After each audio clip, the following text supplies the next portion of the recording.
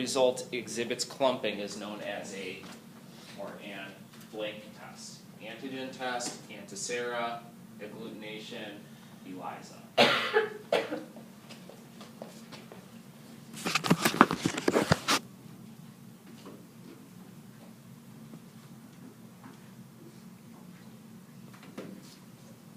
Shall we take a look?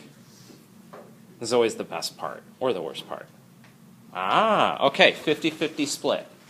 So this one shows the correct answer, which is agglutination. Antigen's not a bad answer. It's just not the name we use for it. Because in this particular test, what we are detecting is an antigen, or a piece of in this case, a piece of a bacterium. But the agglutination, that term actually refers to the clumping.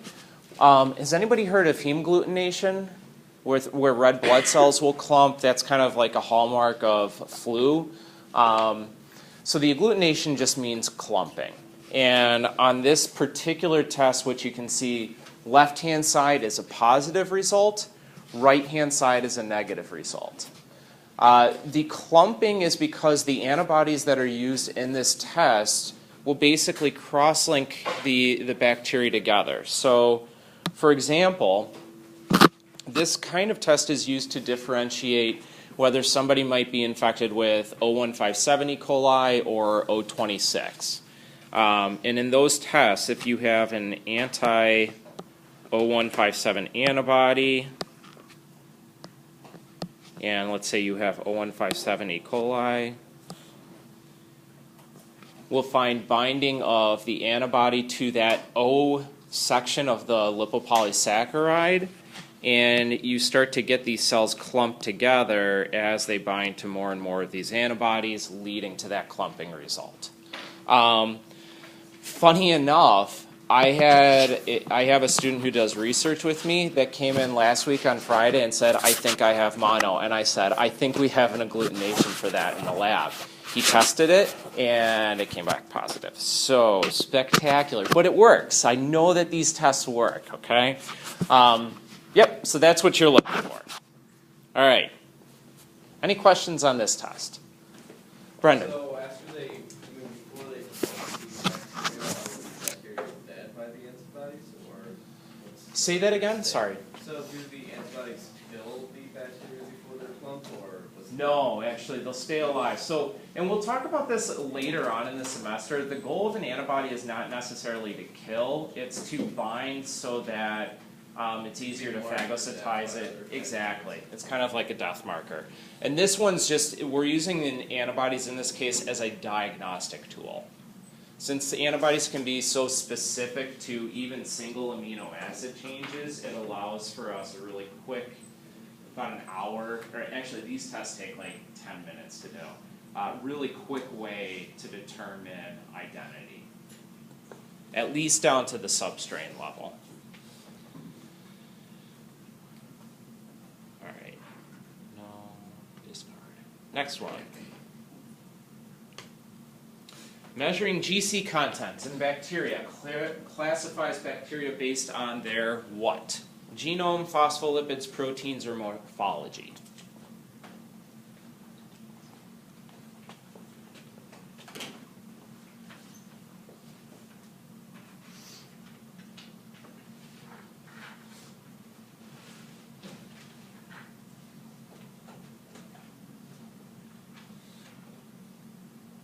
What does GC refer to here?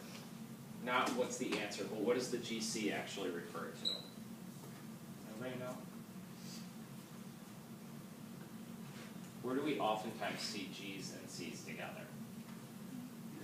DNA, right? Guanine, cytosine. So this one, if we've got the correct answer, should be genome, right?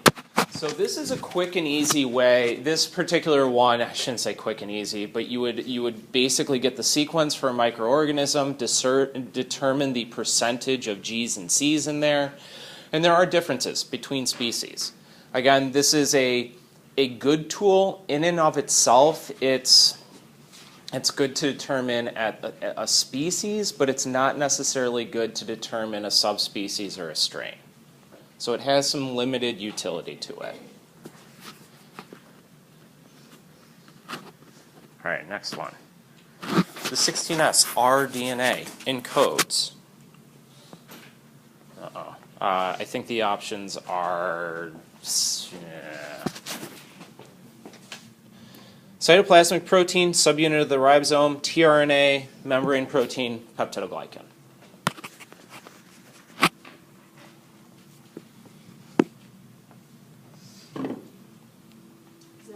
Yes. When you said that you tested the person that had mono with the Agglutination, yep. did you have to take a blood sample or how'd you do that? He pricked his finger, yes. And then there was EBV apparently running through his body. Yay. And then he went to the doctor and they confirmed the positive test, but I told him not to tell the doctor that he tested himself beforehand. I'm not liable.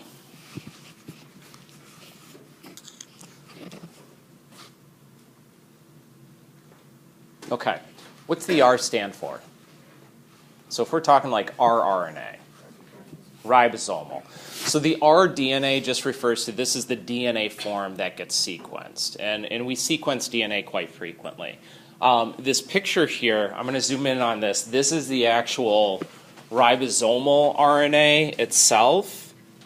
And I commented a little bit about this in the video, but what you see in here, there's a lot of basic architecture to the ribosomal RNA that is very, very well conserved across all bacterial species. We call those the constant regions, and here they're the ones that are not shaded.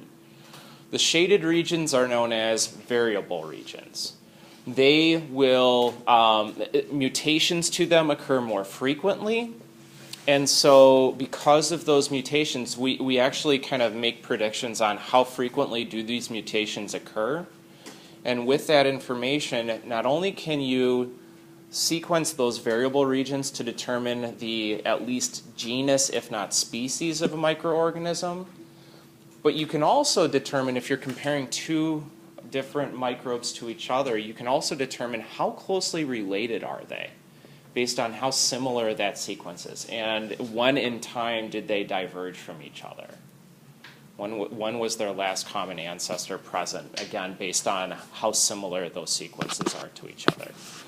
I bring this one up because when we talk about the microbiome later on, this will actually be a concept we'll come back to. A lot of microbiome studies right now are based off of sequencing the 16S ribosomal DNA to at least get at the family level what bacteria are present within a human microbiome, for example. All right. Last one. Oh, apparently that was the last one. Yay, we're done. Okay. Any questions? So all I wanted to hit here were just a couple of different ways to analyze. Serological methods use antibodies. Just a second. And then using molecular biology, figuring out DNA sequences as well. If we want to know more deeply whether it's substrains, 16S and GC content don't really work all that well. We actually have to start sequencing additional genes as well. Go ahead, Emily. So did you say what the answer was? Ribosome, sorry. Since it's ribosomal DNA, it should be some unit of the ribosome. Okay. Sorry about that. Any other questions? Okay. What I wanted to do was for us to take about 3 minutes now and first turn to the person next to you. And what I want you to do is tell them in the dichotomous keys that you looked at, let's focus on the weak questions right now. So if you were to describe like what you saw as being a weak question, what was wrong with it? Okay? Why wasn't it a strong question? So let's start there, and I kind of want to list a few of those. So take a minute to talk to somebody, and then we'll go over it together.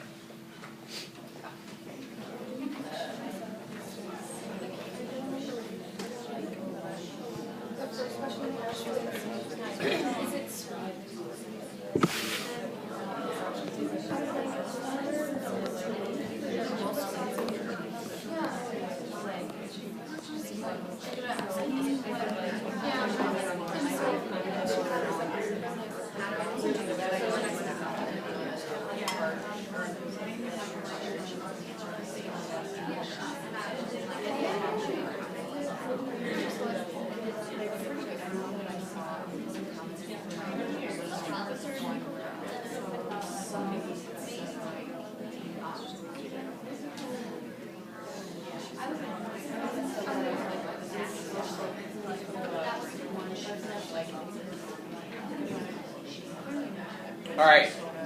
So, what are some qualities that make weaker questions? There. Okay. So vague questions. And what do you mean by that? Like, the question, make it an answer can be both sides of it, depending on. So there's some interpretation or there's some ambiguousness as to what it actually means. Okay. Other, Devin. Opinion-based questions. And did I point that one out in the homework? I can't remember if that was, okay. So opinion-based questions, like who's the coolest football team is not a good one. But actually that is one, because there's really only one answer. Anyway. I digress. Others. Like if it's not a true differentiator between the two things you're trying to. Okay, so we're looking for ones that will definitely distinguish the two from each other. Dana, do you have another one? That's like what I was going to say. Okay.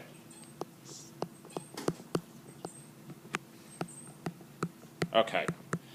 What I noticed were, first of all, I was like really impressed. I sat down with my computer watching the football game last night, and I was just really happy to be reading these. It was fun to look at them because there were some that were like just really clever. I'm going to point out one. Erica, one of your questions was actually one of my favorites. So Erica had sports as her categories, and one of the questions was, does it use the term driver? And I thought that one was really clever because what did you have as yeses there? NASCAR and golf. And golf, yeah. I was like, I would not have thought of that one. And so there were a lot of those types of questions where like people brought up things that I would never have thought of. And I think that what that points out here is that there's no one right way to do a dichotomous key. Okay?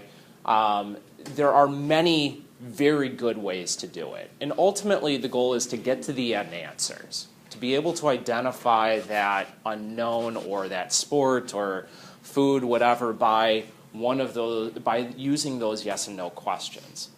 To me, I want to go back to Derek's point. I think the vague one is probably a really important point here that I didn't point out before.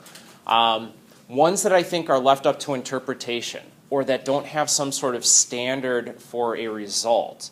There was one that I saw where it was like, is the ball bigger than a hand? And, well, whose hand are you measuring, right? Are you talking a child's hand? Are you talking my hand, Donald Trump's hand, Usain Bolt's hand, okay? So whose hand are we using as a measurement here? So ones that have standards are really nice to have.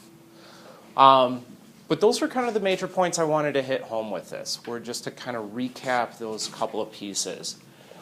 What I want to do today then, with the rest of the time that we've got, is work on a couple of these worksheets that I handed out. The one I want to start with is the one that is, it has the bacteria actually drawn on the front of it.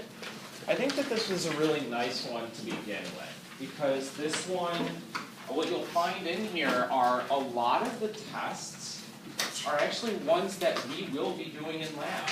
So for example, if you look in here, there's gram stain, H2S production, which is part of that sim test that we did yesterday. Indole production, same thing. We'll be doing, methyl red, Vogt's Kruskauer, glucose fermentation, all in the next lab section. So this is a good way to start thinking about, well, what do these results actually look like? Okay. What I want to do over the next 10 minutes or so is to create a dichotomous key for the A through K bacteria that are on here. And you can use any visual, you can use any plus or minus result that's available in the chart. But the goal is to distinguish these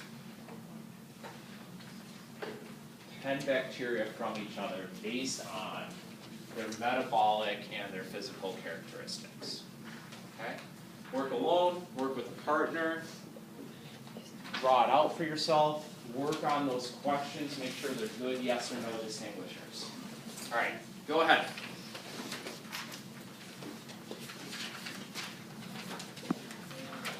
So know the methods used to identify and classify organisms.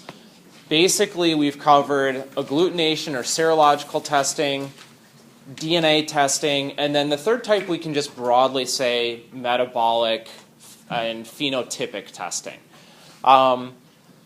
We will spend more time with these. Actually, the section that we move into on Monday is metabolism, and we start with glycolysis and Krebs cycle. I will give you a note on that in a minute. So these particular tests that we're working on in lab will become more apparent as we're doing them. And then the second, be able to do a dichotomous key. If you think you were able to do that activity that we just did, you're in great shape. Okay? To Monday's lecture. A lot of people hate metabolism. Raise your hands if you don't like metabolism. Why do you not like metabolism as a subject? Emily? Okay, Abby? Okay. I will not force you to memorize names. I do not believe in that practice when it comes to metabolism, because every damn year I have to, that forces me also to remember 10 steps of glycolysis, and I don't want to do it anymore, okay? So I'm not going to ask you to know every single enzyme. I am not going to ask you to know every single product. We will focus on a couple of steps. But what we're going to do is we're going to try to take a more holistic view of this and look at it in terms of trends. So instead of saying that, yeah, phosphofructokinase produces fructose 1,6-bisphosphate from fructose 6-phosphate, I don't care about that. I want you to be able to identify that an ATP is being transferred, and that means that a kinase enzyme is involved. So think more in terms of general themes rather than the exact specifics of what's happening. Okay, that's what we're going to try to do. So as you're going through stuff for it this weekend, do not, I repeat, do not review all 10 steps of glycolysis. Do not try to remember every single product in Krebs cycle. It is not to your benefit. Okay? All right, so that's comment 1. Comment 2, each group, designate one person right now to create the group voice thread. Okay? So somebody who's got a computer in each group, pull up voice or pull up Blackboard.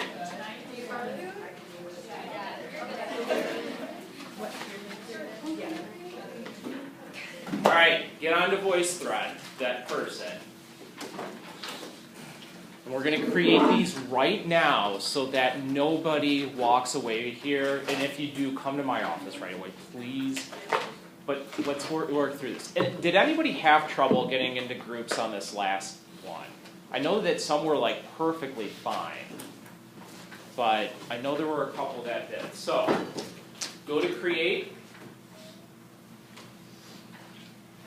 And if you need something to put in, I learned this yesterday, you can take a picture of yourself if you wanted to. All right, there's your first slide. I'll close that. I'll call it something. Friday. Save it. And then go to share. And you can find under, I've got a lot of groups, but you might find this button that says members. Then you can search for your group members. Okay? So get them all added onto there. If you want to share it with me too, you're more than welcome to, but you're not obligated to. But if you get that set up, then everybody should be able to do the assignment. Okay? You will have, yeah, I mean, you'll either have to submit it or share it with me. And either way works. Really, the submission is for if I were to like grade it in VoiceThread as well, but I keep my own tabulation, so I'm not as concerned about it. But that's the last thing. Holy crap, we're done 5 minutes early. Should we do another dichotomous key? Okay. Have a great weekend. What is the key do? Whatever it's called. Go to webcam photo. Sure. So like, take a picture of yourself. There you go.